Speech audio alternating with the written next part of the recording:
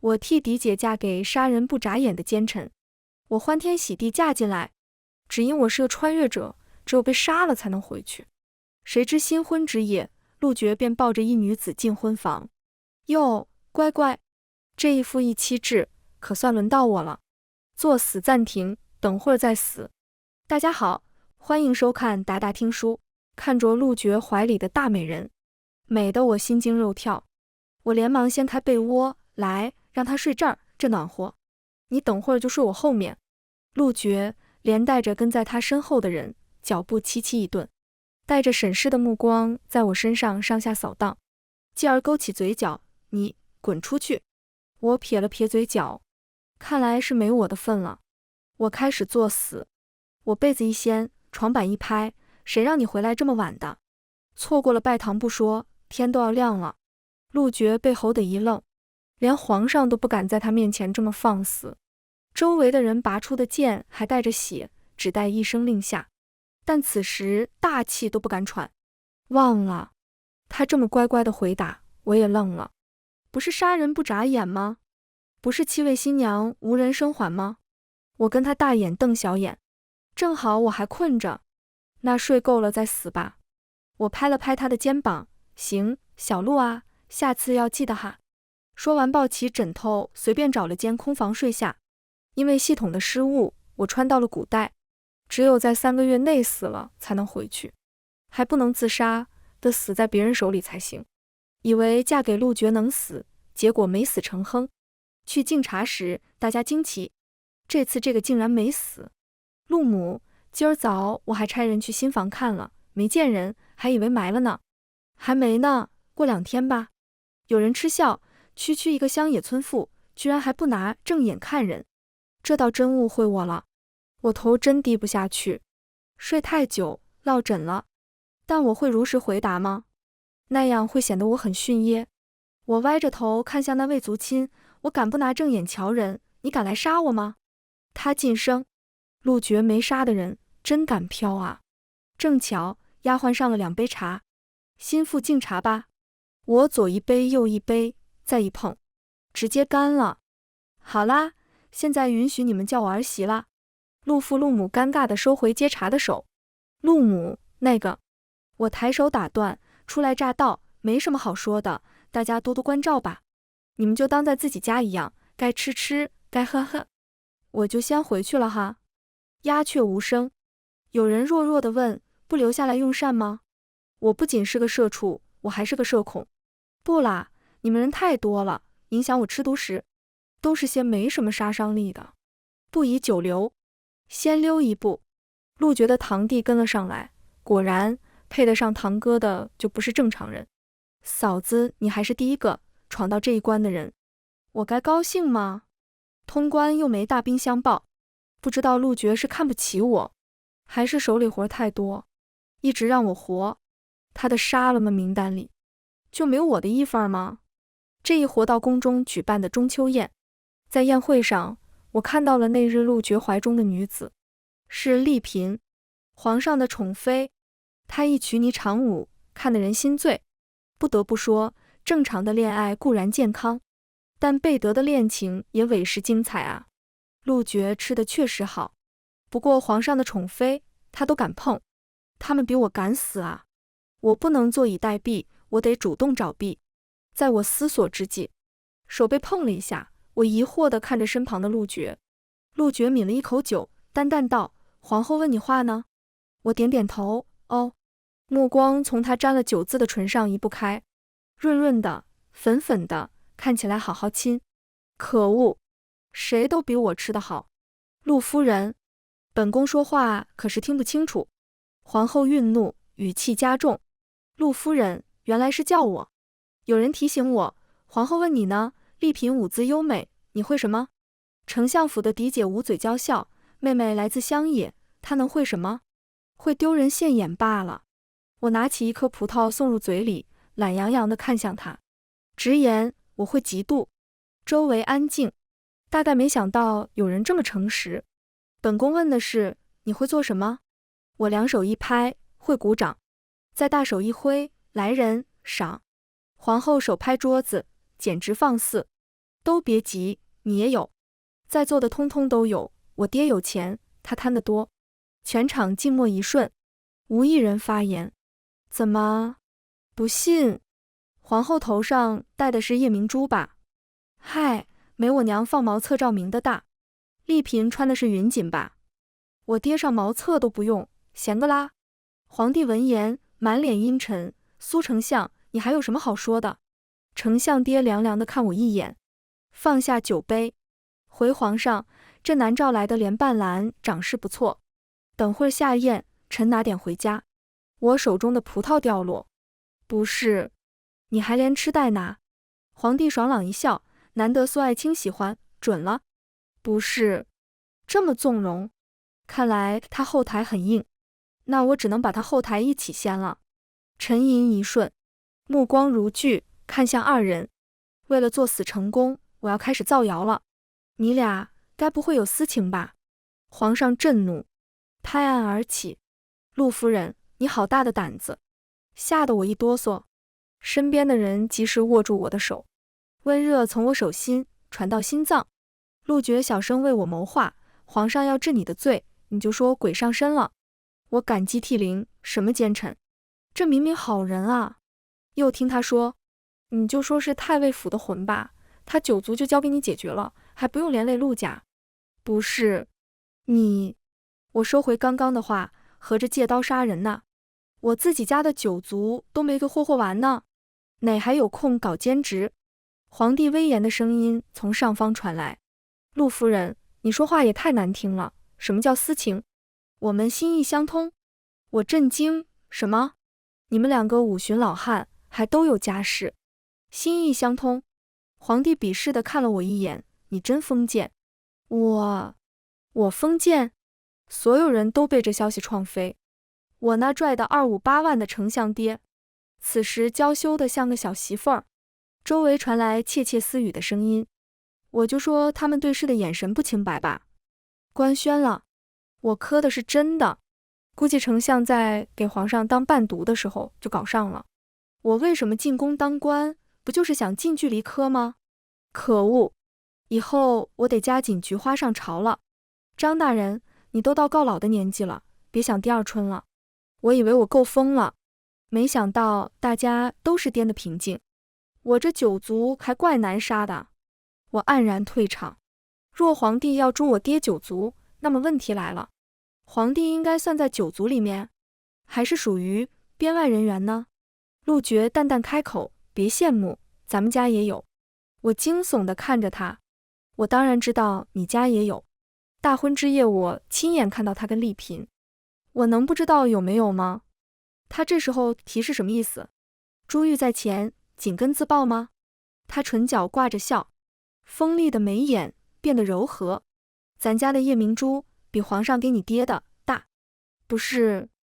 有病！我因为没搞死我爹难受，他该不会以为我是因为比不上皇帝对我爹宠爱难受的吧？还有，这都什么时候的话题了？疯了吧？我到底穿的是什么世界？只能使出最后一招了。天王老子来了，也救不了我们。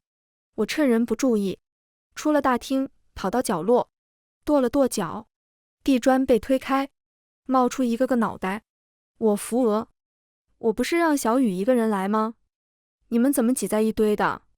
这里的不是别人，是我被丞相爹扣押的妹妹和村里人。大婚之日，丽嫔进了陆觉的屋子没有出来，我就知道她的房间有地下密室，里面四通八达的，藏人再好不过了。我趁陆觉不注意，把全村人都送了进去，只待我解决完丞相爹一家子，他们再出来。我妹站出来，因为这里总有好吃好喝的。村长乐呵呵，我们一天不耕地就闲不住，在这几天，大家伙已经快把这片地挖通了，地方大了，大家住着也舒畅。啊，大爷您知道这哪儿吗？这么能干，要不考虑搬上来住皇帝脑袋上吧？我长吸一口气，别乱挖，小心挖到不该挖的。我看向苏雨，小雨，去给我偷件龙袍来。龙袍？那可是皇上的啊，这可是死罪啊。皇宫的文化熏陶确实厉害。孩子都知道偷龙袍是死罪了。我拍了拍他肩，没关系，记我账上。他一言难尽，姐，你到叛逆期了。胡说八道，姐这个年纪到谋逆期了。谋逆期？不懂什么意思。但他重重点头，一脸坚定，姐姐说的对。我去了。知道龙袍什么颜色吗？黄色的哈。别拿错了。我拿着大红色的肚兜陷入沉思。先不说我妹是个蓝黄色盲，再者，皇上是个男人啊，龙袍怎么能是这玩意儿？苏雨霜眼亮晶晶，一副求表扬的模样。姐姐，是这个吧？我找了，整个宫殿就只有这一件黄色的。别说了，头疼。哪里拿的？给我还回哪去？陆夫人，您在此处做什么？我慌忙将地砖合上，起身后发现皇上带着诸位大臣站在身后，丞相爹在一旁吹耳旁风。皇上，臣就说这逆女行事诡异。丞相爹在反击了，前方死路璀璨。我内心激动，上前几步，理直气壮，那又怎样？忽的，从地下传来一声遥远的痛呼。我一愣，地面上赫然有半个鸡腿和一缕没来得及塞进去的头发，是小雨的。我眼前一黑，又回到原地，用裙摆挡住，拼命使眼色给陆绝。他双手闲庭信步一般站到我旁边。丞相爹和皇帝在一唱一和地罗列我的罪证。见陆绝站在我身边后，不语了。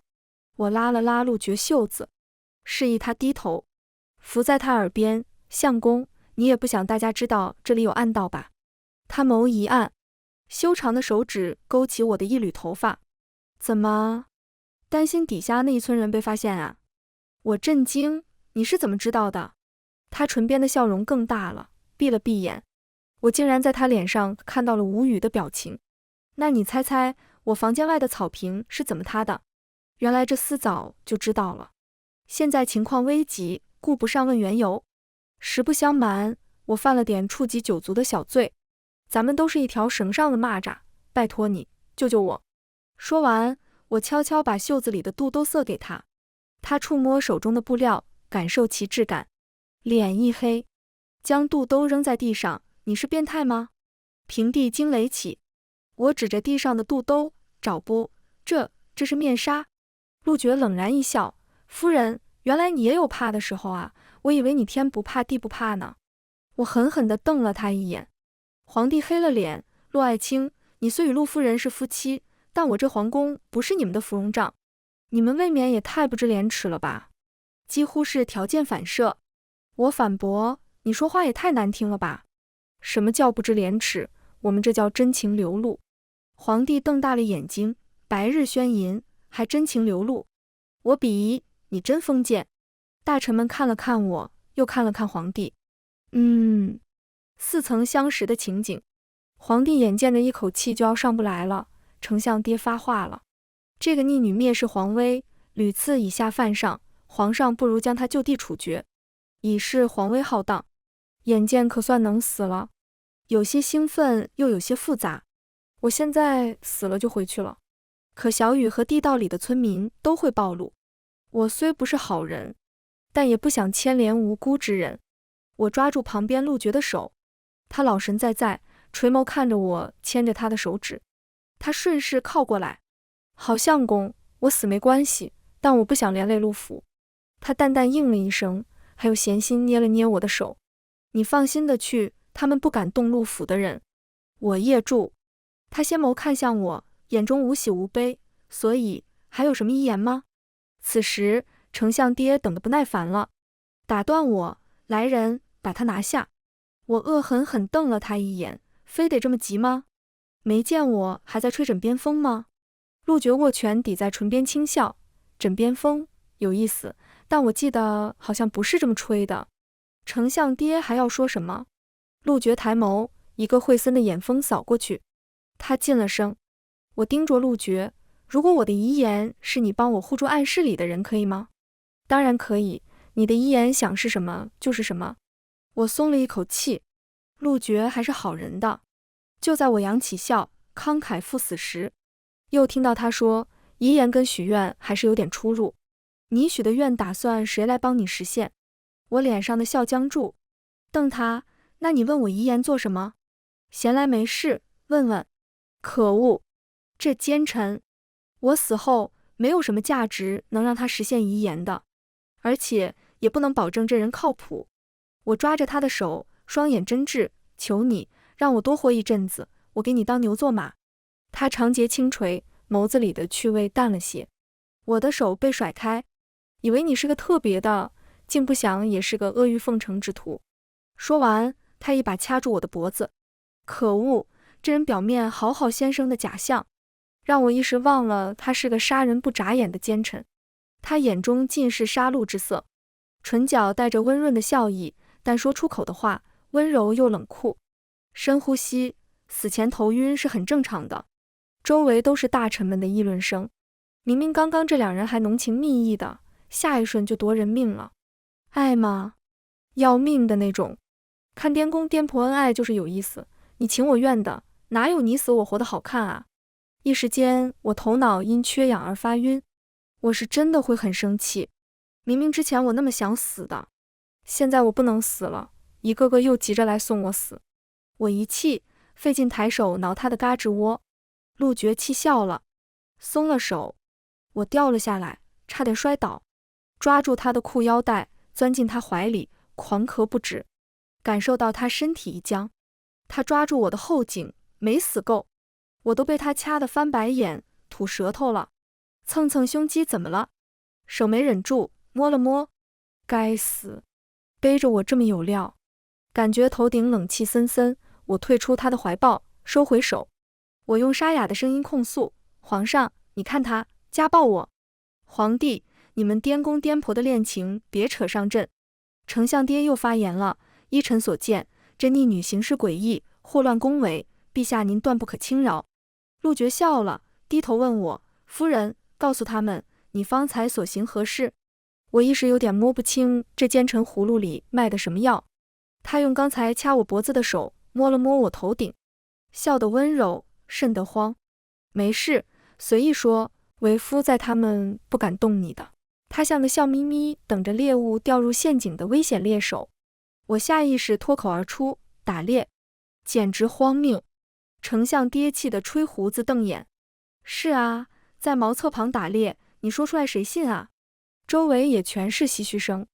我回过神，捂住嘴。陆绝将脚边的半只鸡腿踹过去，冷声问：我夫人说她是在打猎，有问题吗？周围大气都不敢喘。忽地有人带头附和：说的没错，宫里地广人杰，有猎可打，有什么好稀奇的？就是陆夫人好身手，打了只鸡腿。那肚兜就是为了装猎物的，哪有秽乱宫闱，辱了陆大人和陆夫人的名节。我看这茅厕旁风水好，鸡腿蘸蛆翅也不是不行。我说张大人，你真重口味，方才你可不是这副嘴脸。我惊愣，看着面前长身玉立的男人，果真有权有势就是好啊。皇帝和丞相爹都敢怒不敢言。我看到现实版的指鹿为马了。陆绝又发话了：纵然我夫人做的不对，我罚也罚了，是不是该散了？最后皇帝僵着一张脸，说了几句场面话。浩浩荡荡的一群人又离开了。最后走的是丽嫔，她对我盈盈一笑，美的我找不着北了。她拾起地上的肚兜，没坏，洗洗还能穿，然后施施然离开。我看向陆绝，这怎么个事儿？你没认出来是他的肚兜吗？他反倒莫名其妙，我为什么要认出是他的肚兜？也是，他这人看着就像薄情寡义的样子，哪会记得小情人的肚兜啊？我没管他，当务之急是将石砖打开。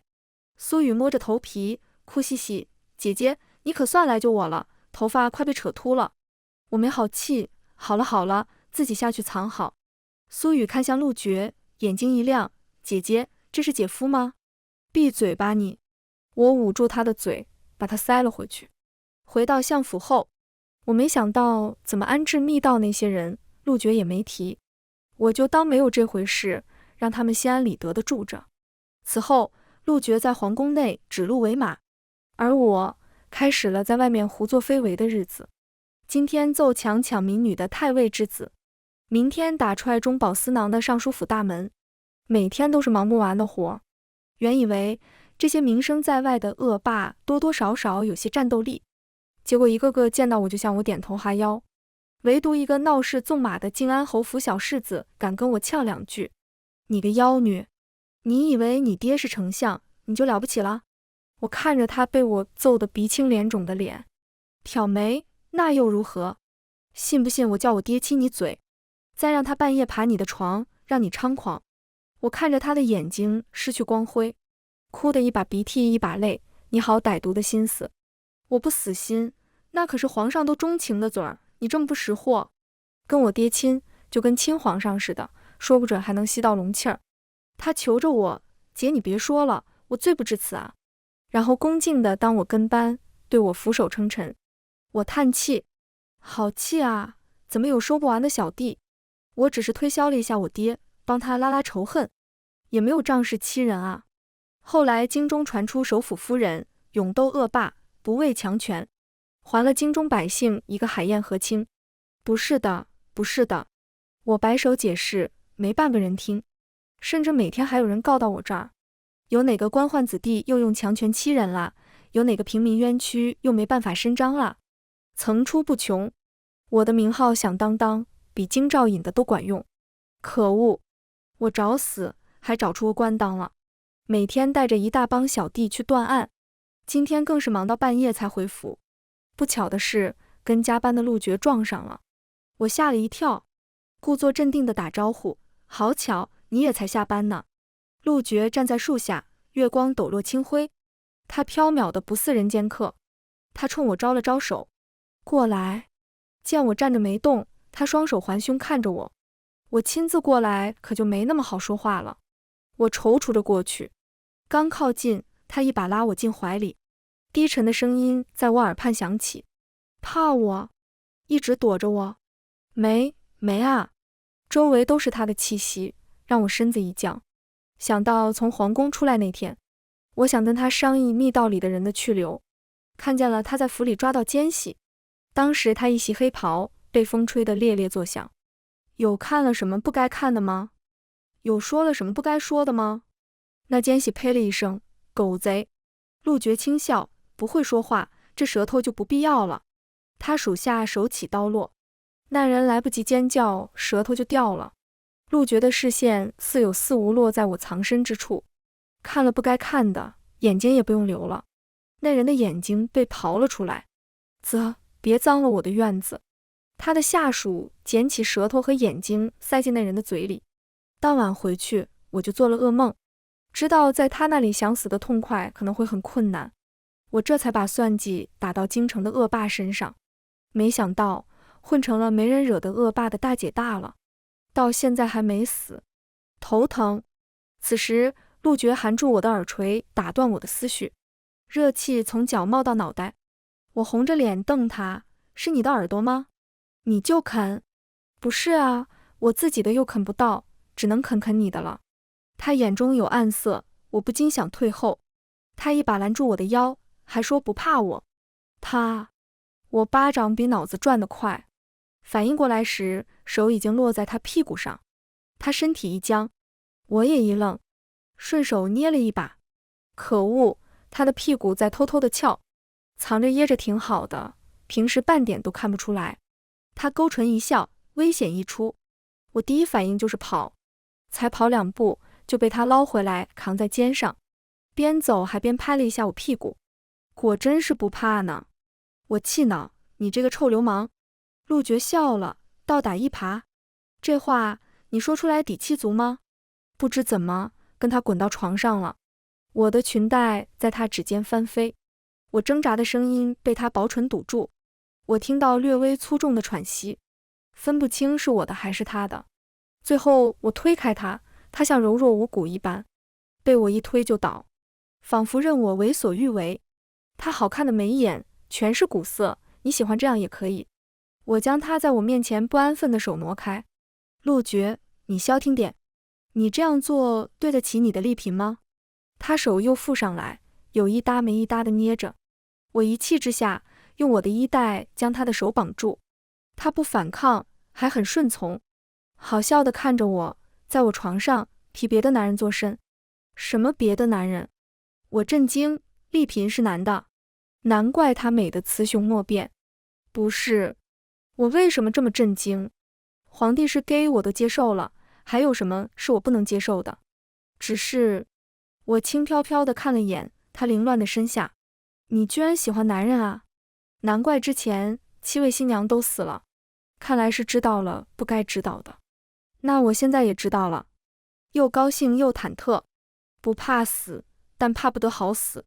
那个奸细的惨样还历历在目，以至于我没发现陆绝黑沉的脸。他扑向我，掐住我的脖子，我闭眼，给个痛快，求你。耳边是他的轻笑，好好看清楚我喜欢什么，等会儿有你求的时候。反驳的话被他堵住，不知道什么时候绑他的衣带，最后缠在了我的身上。真的要死了，我真的想抽空问问没用的系统，最先欲死算不算死的一种？最后我求了他好久，都没能让他放过我。刚爬出去2步，又被他握住脚踝拖了回去。榻上、窗前、浴桶，全是一片狼藉，不知道是不是蓄意报复。第二天我醒来，2半锭火辣辣的疼，不用看也知道，上面全是陆绝的手掌印。可气的是，手腕上也是青紫的痕迹，更不用说身上和脖子了。我能想象我的惨样，罪魁祸首躺在身边，一脸艳足，睡得安稳。我气不打一处来，踹了他一脚。他眸中清明地转过头，看得我心一凝。外强中干道：“小陆啥时辰了，还睡？你这年纪正是闯的时候，该上朝了。”一开口，我声音沙哑无比，暗戳戳瞪了他一眼。陆绝弯了一下唇，长臂揽住我的腰，我一不留神摔在他胸膛上。今日休沐，我这个位置再闯下去，皇上得请我上去坐了。我头脑空白一瞬，他邀请你坐他腿上？变态，你脑子一天在想什么呢？你说这话不心虚吗？到底谁变态？昨晚我都不想说。我推了推他，你不上朝就让开点，我还有活要干呢。我叹了口气，在现代当社畜就算了，还要在古代当社畜，还属于全年无休那一类。眼见3个月的时间就快到了，不能拖了。他淡淡道：“你在带着人查赈灾粮被贪污的案子。”我愣住：“你调查我？”他沉默半晌：“还需要调查吗？你每次出门屁股后面都跟了20几号人，声势浩大的从城西到城东，不准去。我偏要去，怎么？你担心我安危啊？”陆绝轻哼一声，一脸傲娇：“谁担心你？那不就得了，放开。”他抱得更紧了，翻身附我身上，接着一通折腾。我下午醒来时，浑身都散架，走2步路，腿都在抖。臭男人还假模假式的过来帮我擦药。我看着他脸颊上的牙印后，气消了点。陆绝只是口头上拦了拦我，没进我足。最后我还是出府了，带着儿子查他爹，没过多久就查得差不多了。而陆绝那狗贼，天天把我往他屋里抱。他半躺在软榻上，将我放在他身上，都查到了。你也贪了不少啊！30万两银子从国库出来，层层贪污，到灾区就只剩5000两，面前这人得贪了15万两。他眉目疏朗，没办法，我们奸臣就这样，还自豪上了。明明就不是，他在各地修了很多善堂，还修了不少路，只不过是以别人的名义。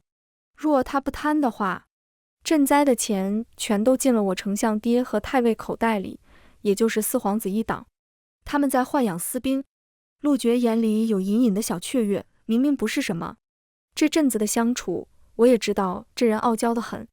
我顺着他的话说，我的相公是顶顶好的，夸他是个好官，他又指鹿为马；夸他是个好人，他又杀人不眨眼；夸他是个好男人，他又在床上不做人。陆绝神色一暗，掐了一下我腰上的痒痒肉，很难夸是不是？我笑着求饶，明明每晚求我的时候，好相公、好夫君叫个不停，现在没话夸了是吧？我也不甘示弱，挠他嘎吱窝。姐姐，你在干什么？小雨顶开床榻，探出头来。陆觉眼神一凝，看向他，姐姐，你为什么欺负姐夫？陆觉莫名脸色好看了点。我问他，出了什么事吗？这阵子在那群富家子弟身上搜刮的钱财，我都换成了食物和物资运给他们了。我们给天上挖出了个窟窿。我脸一黑，不是让你们别随便挖了吗？赶紧让他们去填上。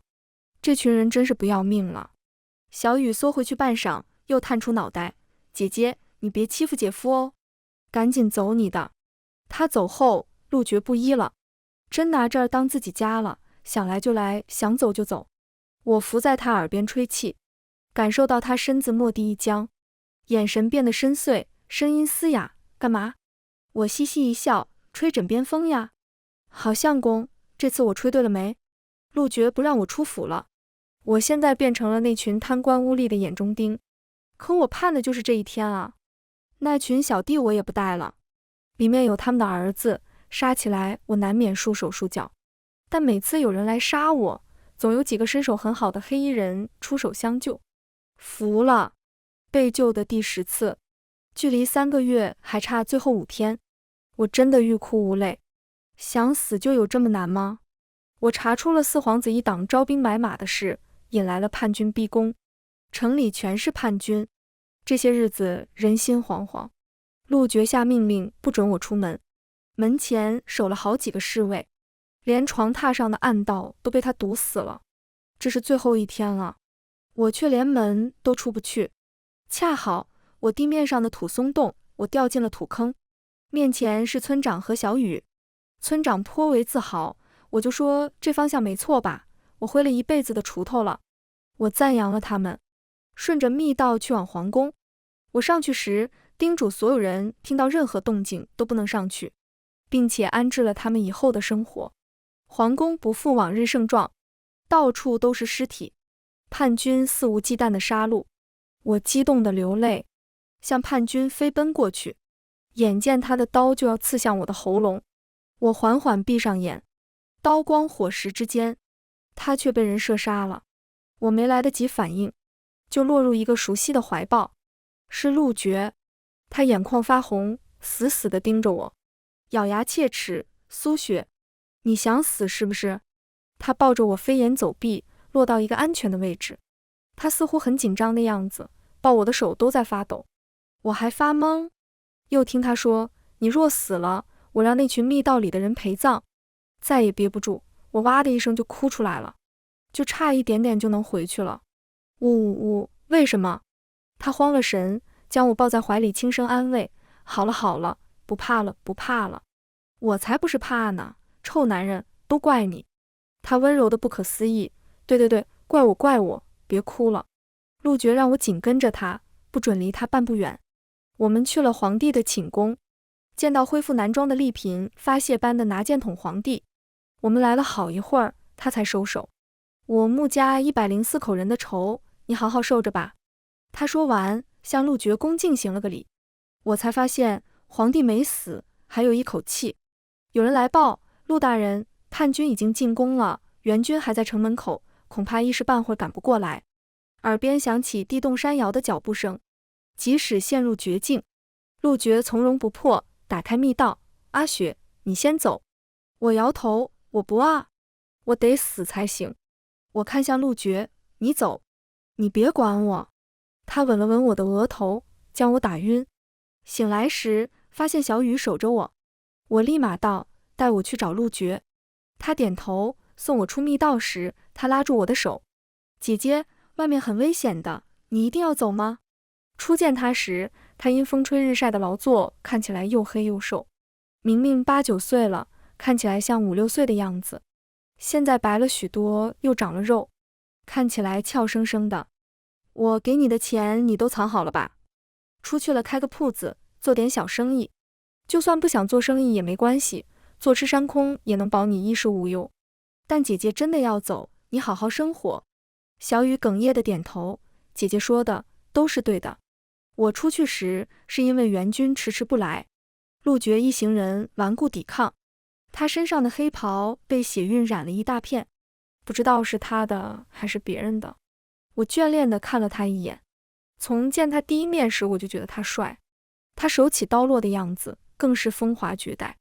马上要回现代了，睡过这种角色真赚了。我看着远处的丞相爹搭箭对准他，我几乎想也没想，飞跑过去，挡在他身前。阿雪，我听见他的嘶吼声，姐姐，还听到远远传来小雨的声音。运筹帷幄的男人掉下了泪。该回去了，我应该高兴才对。为什么看他掉泪，我会这么难受？别死好不好，阿雪，别离开我。他哭得像个无措的孩子。我抬手想为他抹去泪，好好活着，我本就该死了。叛军见陆绝崩溃，气势大涨，有人提剑要取他的首级。不要，可我却只能无力闭眼。系统超过时限1分钟，任务失败。我暗骂：曹！轰隆隆，一声巨响，援军正打算入宫门时，皇宫塌房了。村长从不远处冒出了头，回头惊讶，呀，果真挖出了好东西。他仔细思索，这该不会是什么皇亲国戚的旧居遗址吧？周围村里的人拿着锄头纷纷冒了头，他们抖了抖身上的灰。不知道啊，咱在村里也没见过啊。叛军悉数被困在塌陷的皇宫，被赶来的援军一举拿下。最后太子登基，改年号太和。数十年前的蒙冤的穆家被平反。苏家村所有村民平乱有功，苏家村赐名护皇村。丞相、太尉谋逆，诛九族。陆绝有从龙之功，追谥号顺安侯。我和尚书有点生气。我穿越回来才知道，我之前是穿进了小说里面，都怪我平时不爱看小说。看完书，我才知道，太子是主角，陆绝算男二。我死后，陆绝居然也死了。死了就算了，谥号顺安，这摆明内涵他吗？他那一副奸臣的花花肠子，哪顺从，哪安分了？我叹了口气，莫名的心胀胀的。史官提成对他口诛笔伐，可他明明也不是那样的。他会兴建善堂，广修路，会在我除恶霸时暗中帮我。他看似冷心冷血，但还会很幼稚地抢我带回家的桂花糕，半夜会帮我掖被子。可史书并不关心他是个怎样的人，好像无人在意他是怎样的人。可是我为什么会难过？看着车水马龙、熙熙攘攘的人群，再也见不到那个看似温柔却蔫坏的男人了。一想到这，我泪水就止不住流。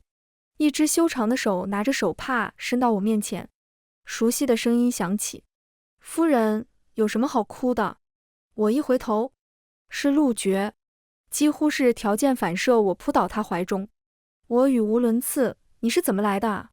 你知道这是哪吗？你怎么敢来的啊？他回报我，他身上传来的温度告诉我，这不是做梦，这是有夫人的地方。我正色看向他，这可是法治社会，你那套做法迟早得升咖了。法治咖？他不满，哼，还说呢，抛夫弃子，你真是狠心。抛夫我理解，哪来的弃子啊？咱们又没有孩子。他抱住我，那你还欠我个孩子，我是来讨债的。后来我才知道，那时候超出时限，我是真死了，是陆绝甘愿用自己的命换我的命。我一愣，那你岂不是亏了？男二也算得上半个气运之子了。不是啊，一个半的气运之子吧。我疑惑，太子的命也在我手里捏着呢。原来他是提着太子威胁的系统。我沉吟一会儿，陆绝来到了现代，创办了游戏公司。果真厉害的人，到哪都厉害。看着在游戏里大杀四方的男人，叹了口气，太子还肯给他谥号。突然理解了。忽的，陆绝一把拦住我，夫人，别再去寻死了，我会害怕。我回报他，我那是逼不得已的，还有把我胸前的爪子挪开。谁正常人乐意天天找死啊？看来这货老早就知道我不怕死的目的不纯，还帮我挡了50多波刺杀。我谢谢他，但是拐了个老公回来，似乎也不错。全文完，达达听书感谢您的观看，我们下个故事再见。